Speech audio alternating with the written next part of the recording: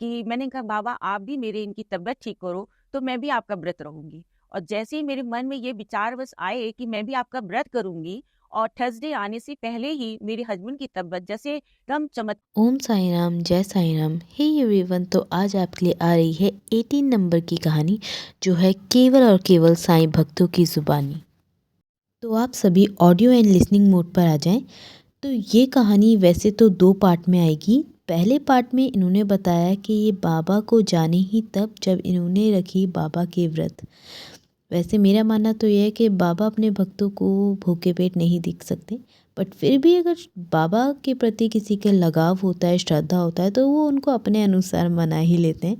तो कुछ इस तरह मनाया एक भक्त ने अपने बाबा को, और बाबा आए, उन्होंने संकेत भी दिए और कुछ लीलाएं करके उनको अपना बना लिया। देखिए कैसे।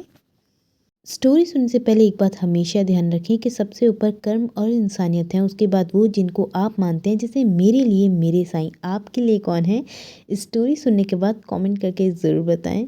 तो सुनिए। ओम साई राम। मैं साईं भक्त इलाहाबाद प्रयागराज से संगीता गोयल बोल रही हूँ। मैं साईं बाबा की बहुत बड़ी भक्त हूँ। और एक बार बहुत पहले मेरे हस्बैंड की तबीयत बहुत ज़्यादा खराब हो गई थी। तो तब मैं साईं बाबा को जानती भी नहीं थी, और कभी मैं मंदिर के पास से निकलती थी तो भी मैं कभी दर्शन करने नहीं जाती थी। और जब एक बार इनकी तबीयत इतनी ज़्यादा खराब हो गई कि मेरे पड़ोस में एक रहती थी, वो साईं बाबा का व्रत करती थी। तो वो व्रत वाले दिन जब उन्होंने उद्यापन किया तो वो मेरे को बुक देकर गई।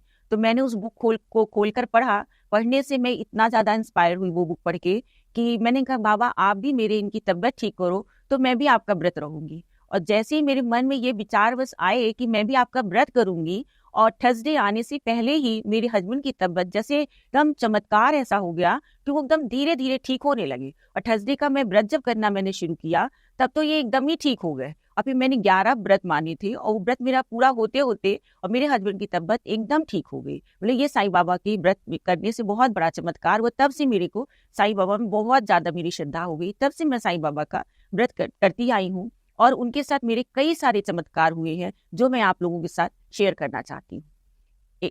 एक बार मैं शिरडी आई, तो घर से ही सोच कर आई कि साईं बाबा मैंने सुना है आप सबको फूल देते हैं, किसी को पैसे देते हैं, किसी को फूल देते हैं, तो मेरे को भी आपसे कुछ फूल चाहिए। तो बस मैं सोचती रही, आई मैं मंदिर गई। मंदिर में मैंने साईं बाबा के दर्शन किए, समाधि मंदिर में।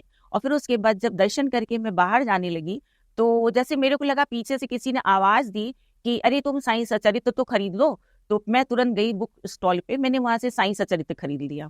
और खरीदने के बाद मैं उसको लेके सीधे घर गई। घर पहुंचने के 1 हफ्ते बाद जब मैंने साईं सचरित्र खोला, उसको पढ़ना चाहा, पढ़े 2-3 अध्याय पढ़ने के बाद मैंने देखा कि जो मैंने शिरडी में बाबा से विनती की थी, आप हमको फूल दीजिए, हमको फूल चाहिए, आप सबको फूल देते हैं। तो साईं सचरित्र से 2 फूल, गुलाब के फूल की पंखुड़ियां ऐसे ताजी ताजी मेरे ऊपर गिरी। मैं देख के एकदम आश्चर्यचकित हो गई कि देखो ये बाबा का चमत्कार। मैं सबको बोल रही थी कि देखो ये बाबा का कैसा चमत्कार हुआ। मैं मंदिर में बोल रही थी मेरे को फूल चाहिए, और बाबा ने मुझको घर पहुंचा के ये 2 फूल की पत्तियां दी। बहुत अच्छा लगा, बहुत मन खुश हुआ। तो इस तरह से मेरे बाबा के प्रति श्रद्धा दिन पर दिन बढ़ती गई। ये एक बार और ऐसे ही हुआ।